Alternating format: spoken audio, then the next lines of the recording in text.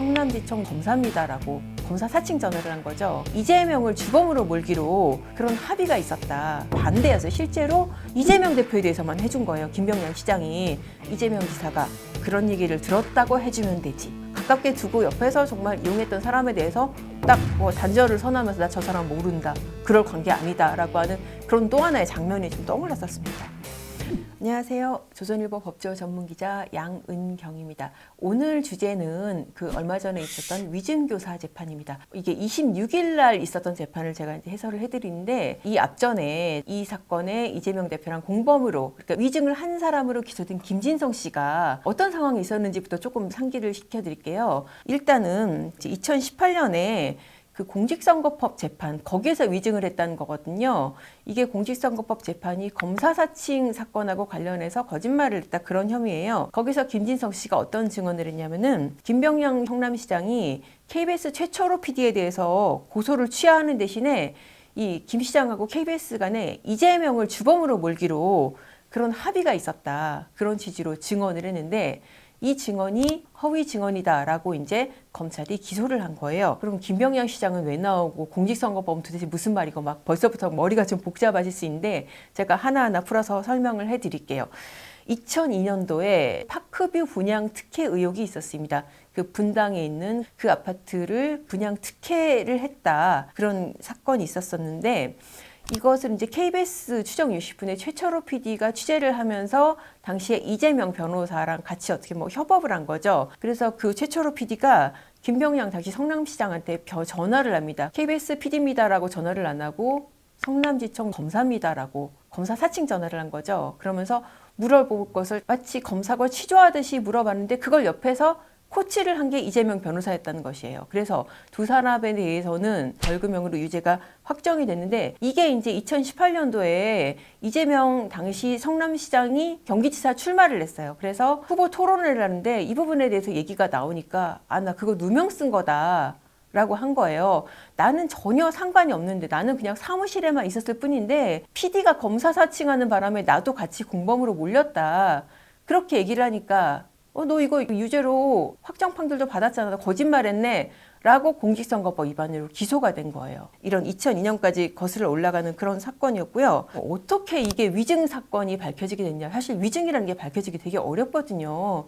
아니 좀 증언하는 사람들은 다 선서하고 증언을 하고 선서에 반해서 뭐 거짓말을 하면 처벌을 받는다고 다 고지를 받기 때문에 나 거짓말 아니야. 다 그렇게 우긴단 말이에요. 근데 왜 이거를 거짓말이라고 생각하고 기소를 했냐? 이게 백현동 수사 과정에서 김진성 씨한테 휴대폰이 압수가 됐어요. 왜 김진성 씨가 백현동 수사를 받냐면은 이 사람이 김인섭 씨랑 굉장히 가까워요. 김인섭 씨랑 이 사업을 같이 하기도 했고 그래서 백현동 관련해서 압수수색 과정에서 그 안 쓰던 휴대폰하고 노트북이 발견이 됩니다. 그래서 가져가서 검찰이 들어보니까 거기에 뭐가 들어있었냐? 이재명 대표하고의 통화가 4개가 들어있는 거예요. 그게 이제 2018년도에 이재명 대표가 전화를 걸어온 내용이에요. 듣다 보니까 이상하네? 라고 했던 게 이 지금 위증교사 사건에서 검찰이 수사 단서로 삼아서 수사가 됐던 거였거든요. 어떤 내용의 전화 통화이길래 검찰이 이상하다고 생각했나? 그걸 어제 이제 일부 재생을 했어요. 그 내용을 제가 이제 그대로 알려드릴게요. 자, 녹취 재생 내용 중에 이런 내용이 있습니다. 이재명 당시 지사가 하나는 하여튼 공격 목표는 나였기 때문에 그러니까 김진성 씨가 예 대답을 합니다. 그러니까 이재명 당시 지사가 고발을 하면서 KBS 측하고 여러 차례 협의를 했던 건 분명하고 다만 그 내용이 고소 취소였는지 뭐 어떤 구체적인 내용인지는 뭐 모른다고 할 수밖에 없죠. 근데 그리고 실제로 KBS하고 전화한 사람 누구예요? 누군가 했을 거 아니에요. 직접 하지는 않았을 거고. 그러니까 취재는 그거예요. 지금 KBS하고 김병량 시장하고 이재명에 대해서 고소 취소 안 하고 KBS PD만 고소 취소해 주기로 뭐 이런 합의가 있었다. 이런 내용을 갖다가 마치 있었던 것처럼 이제 이재명 지사가 설명을 하는 거죠. 거기에 대해서 김진성 씨가 예 그랬는데 이 예가 그런 일이 있었다는 것이냐. 근데 그게 아니고 나중에 증인신문에 가서 보면은 이 김진성 씨가 그거 그냥 추임새다. 그렇게 얘기하는 게 나와요. 이거를 왜 지금 검찰이 위증죄라고 봤냐? 김진성 씨는 이 뭐 고소취소 협의 있었는지 잘 모른다고 그랬거든요. 그런데 이 모르는 내용에 대해서 증언을 했기 때문에 위증죄가 된다는 거예요. 위증죄가 어떻게 성립이 되냐면은 선서한 증인이 허위 진술을 할 때 5년 이하 징역 또는 1,000만 원 벌금 이렇게 돼 있는데 이 허위라는 게 뭐냐면은 자기 기억에 반하는 거거든요. 어떤 증인이 나 저 피고인이 어떤 사람 때리는 거 봤어요 라고 했는데 진짜 때렸단 말이에요. 근데 사실 이 사람은 그걸 본 사람이 아니에요. 그러면은 위증죄가 될까요? 안 될까요? 됩니다. 내 기억이 없는 내용을 갖다가 누군가한테 주입받아서 얘기를 한다? 그럼 위증죄가 되는 거예요. 검찰이 김진성은 지금 뭐 고소취소 협의 있었는지도 모르는데 이거를 이재명 당시 지사한테 주입받아서 얘기를 했다. 그래서 위증죄로 기소를 한 거거든요. 재판에서 또 하나의 녹취가 재생이 됩니다. 애매한 게 그때는 제가 밖에 먼저 나와서 내부에서 KBS랑 연결되는지 모르겠는데, 그러니까 이재명 지사가 그런 얘기를 들었다고 해주면 되지. 그렇게 얘기를 합니다. 김진성 씨가 이제 김병량 당시 성남시장의 수행비서였거든요. 검사 사칭 사건 그때 전화했을 때 바로 옆에 있으면서 그 전화를 먼저 받았던 사람이에요. 그러니까 이제 이재명 당시 지사가 전화를 한 거죠. 자기 재판 좀 도와달라고. 이거 좀 증언해주면 좋겠다라고 전화를 한 게 지금 이 사건의 지금 녹취록들인 거예요. 근데 어쨌든 자기는 뭐 김병량하고 KBS 간에 고소취소 합의가 있었는지 이건 모른다라고 했는데 아까 이재명 지사 뭐라고 그랬어요? 그런 얘기를 들었다고 해주면 되지. 그래서 이거 위증교사라고 검찰이 판단을 한 겁니다. 자기가 알지도 못하는 얘기에 대해서 증언을 부탁을 한 거잖아요. 이거 왜 수락했나? 이 현직 경기도지사 신분이었다. 그리고 변호사 신분인데 사실 아닌 거를 저한테 얘기할 거라고 생각을 못했다. 그러니까 자기는 그때 이재명 지사가 얘기하는 게 맞겠지라고 생각을 했다는 거예요. 그러니까 검찰이 또 이렇게 물어봅니다. 경기도지사이자 유력 정치인인 이재명이 수차례 전화해서 요구한 것에 대해서 중압감이 있었고 반복적인 압박적 요구가 있었고, 그리고 이재명한테 우호적인 성남 지역사회의 그런 여론 때문에 거절 못하고 허위 증언한 게 맞습니까? 라고 하니까는 김진성 씨가 네라고 대답을 했습니다. 이재명 대표의 혐의가 위증교사잖아요. 그러면은 중요한 게 이재명 대표도 이 사람이 잘 모른다는 거를 알고 주입을 시킨 거냐, 그 부분에 증명이 필요합니다. 검찰이 어제 이런 녹취를 또 들었어요. 당시 KBS 측하고 얘기해서 내가 시킨 걸로 해주면 고소 취하는 걸로 기억하거든. 그땐 뭐 증명은 안 됐지만이라는 말을 이재명 당시 지사가 본인도 모르게 한 거라고 생각이 드는데, 김진성 씨가 그거 증명은 안 됐지만 그거를 좀 제가 좀 되새겨보고 그랬어요. 뭐 그럴 줄 알았다면 나도 이렇게 위증을 안 했을 텐데, 이제 그런 취지로 얘기를 했어요. 자, 그럼 김진성 씨가 이렇게 요청을 받고 바로 증언을 했냐? 그거 아니에요. 김진성 씨도 나름 굉장히 버텼어요. 그래서 원래 이제 2019년 1월 24일 날 증언이 예정이 돼 있었거든요. 근데 불출석했어요. 그러면서 전용철 비서실장, 이분 그 작년에 3월에 이제 그 극단적 선택을 했죠. 수사받다가. 이런 문자를 보냅니다. 김진성 씨가 너무 괴롭네요. 어떤 식으로든 도와드리려고 했지만 오늘은 도저히 참석 못할 것 같습니다. 그러니까 전영석 씨가 어렵지만은 반드시 도와주면 좋겠네 라고 얘기를 합니다. 또 변호사한테도 너무 하기 싫으니까 미력하다 도움드리려고 했는데 다른 방법이 있는지라고 변호사한테 문자를 보냅니다. 다른 방법이라는 게 김진성 씨 입장에서는 나가서 증언하는 대신에 진술서나 이런 거로 가름을 하고 싶은 거예요. 자기 마음에도 그러니까 뭔가 꺼림칙한 거죠. 뭐 도지사가 얘기하니까 사실이겠거니 하면서도 왠지 내가 이거 모르는 사실 이렇게 나가서 얘기해도 되나 싶은 거예요. 근데 변호사가 뭐라 그러는지 아세요? 문자를 보낸 게 나가세요. 어차피 계속 신청할 거니까. 정말 압박감 장난 아니겠죠. 그래서 2019년 2월 14일, 그러니까 처음에 1월 24일 안 나갔었고, 그리고 다시 잡힌 기일에 나가서 증언을 합니다. 그때도 정진상 씨가 이제 최측근 권력이었어요. 그래서 정진상 씨한테 김진성 씨가 전화를 합니다. 근데 정진상 씨가 못 받았어요. 그리고 나중에 문자가 온 게 너무 수고하셨습니다. 고맙습니다. 그러니까 김진성 씨가 또 변호사와 상의한 대로 답변 잘했습니다. 이런 문자를 또 보냅니다. 이 지금 사건을 설명하면서도 제가 문자 내용을 좀 많이 소개를 드릴게요. 왜냐하면은 제가 이 문자 내용을 어제 법정에서 공개되는 것을 보면서 이 사건의 성격과 어떤 사람을 대하는 태도나 이런 것들이 너무나 잘 드러난다는 생각이 들어서 한번 보시면은 좀 흥미롭게 좀 보실 수 있을 거예요. 2심 진행되는 날, 재판 날 이재명 당시 지사한테 어떤 문자를 보냈냐면은, 지사님 오늘 중요한 날인데 편한 마음으로 증언 잘하세요 그런 거겠죠. 며칠 새 계속 꿈에서 배웠는데 법정에서 웃으시고 심지어 노래 부르는 꿈을 꾸고 좋은 결과 당연하십니다.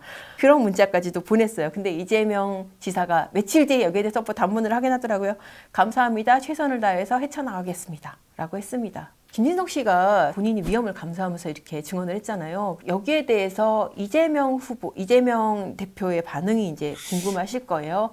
앞서서 1월 22일 날도 재판이 열렸는데 이렇게 자기를 도와준 김진성 씨에 대해서 이재명 대표 뭐라고 그랬냐? 김진성 씨에 대해서는 애증 관계이기도 하고 굉장히 위험한 관계입니다. 그렇게 위증 요구할 관계가 아니라고요. 그렇게 얘기를 했어요. 왜 위험한 관계라고 했냐면은 내가 이 사람 때문에 구속도 됐다는 것이죠. 왜 구속이 됐냐? 그 김진성 씨가 이제 김병량 씨 수행비서였다고 그랬잖아요. 김병량 씨가 어떻게 보면 검사 사칭당한 피해자잖아요. 그래서 그 사건을 고소를 하는데 그 고소 대리를 김진성 씨가 한 거예요.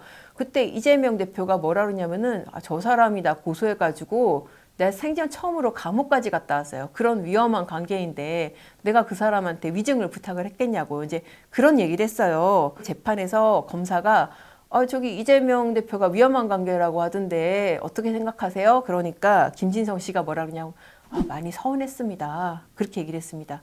왜 뭐가 서운했냐? 그러니까 나는 직책상 그냥 고소장만 대신 써준 거지 내가 직접 나서서 이재명을 고소한 게 아니다 이거예요. 근데 마치 내가 주도해서 한 것처럼 그렇게 표현한 게 너무 서운했다. 그런 얘기를 했었습니다.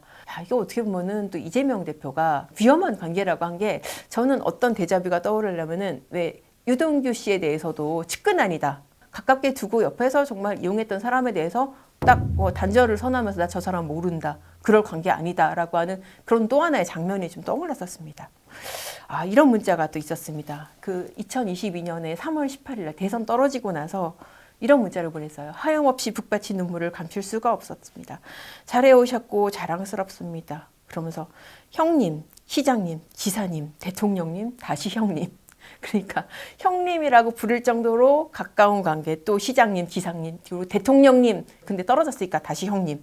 이런 문자까지 썼더라고요. 또 개항 선거 나와서 국회의원 됐잖아요. 그때도 또 문자 보냈어요. 감축드립니다. 너무 애쓰셨고 기분 좋습니다. 충성.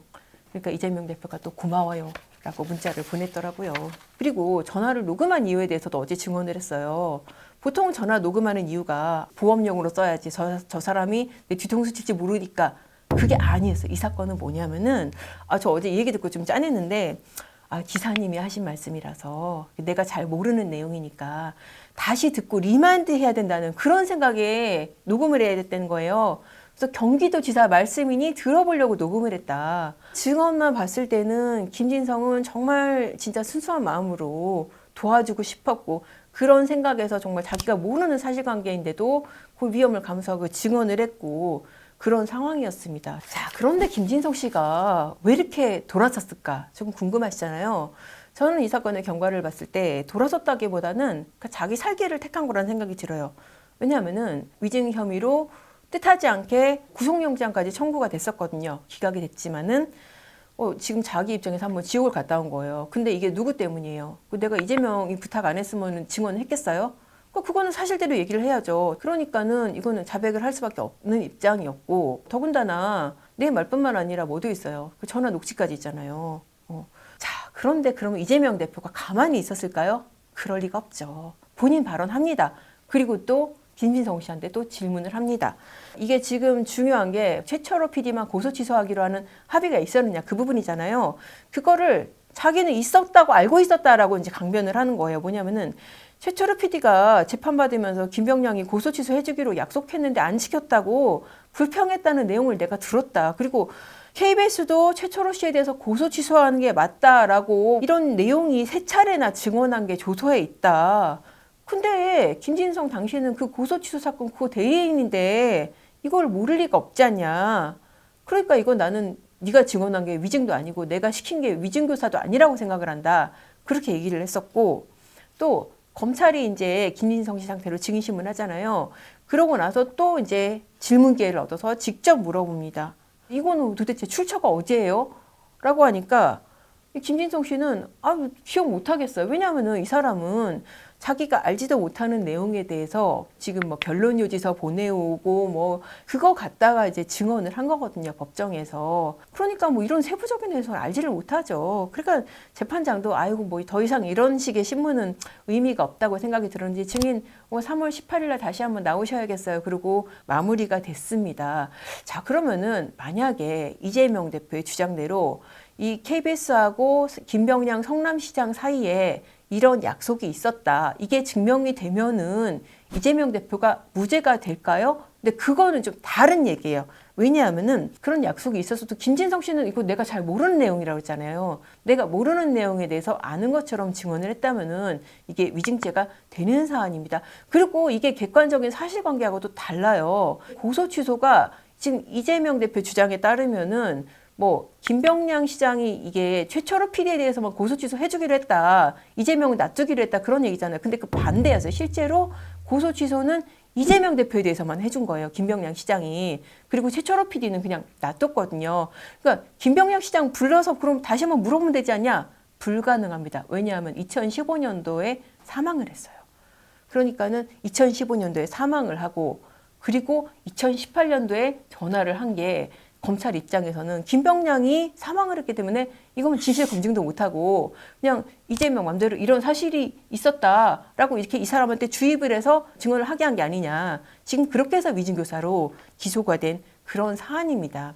재판을 지켜보면서 저는 느꼈던 게 이게 정말 어떻게 보면은 사람의 마음이라는 게 이렇게 정말 배신을 당할 수가 있구나. 그리고 참 안타까웠던 게 이 사람이 재판에 앞서서 그렇게 재판 빨리 끝내달라. 나 신변 위험 느낀다. 둘이 대면하는 게 두렵다고 했는데도 대면했고. 물론 이제 뭐 김진석 씨가 괜찮다고 해서 이재명 대표가 법정에 있었던 것이긴 합니다. 대면을 한 상태에서 계속 또 물어보잖아요. 직접 김진석 씨를 상대로. 굉장히 무서웠을 거라는 생각이 들고 제가 지난번에 말씀드린 대로 피고인이 이렇게 직접 신문하는 거 상당히 좀 제한해야 되는 사건이 아닌가 그런 생각이 들었습니다. 자, 오늘의 판읽기는 여기까지 들려드렸고요. 다음 시간에도 여러분이 관심 가질 만한 흥미로운 재판 이야기로 찾아뵙겠습니다. 감사합니다.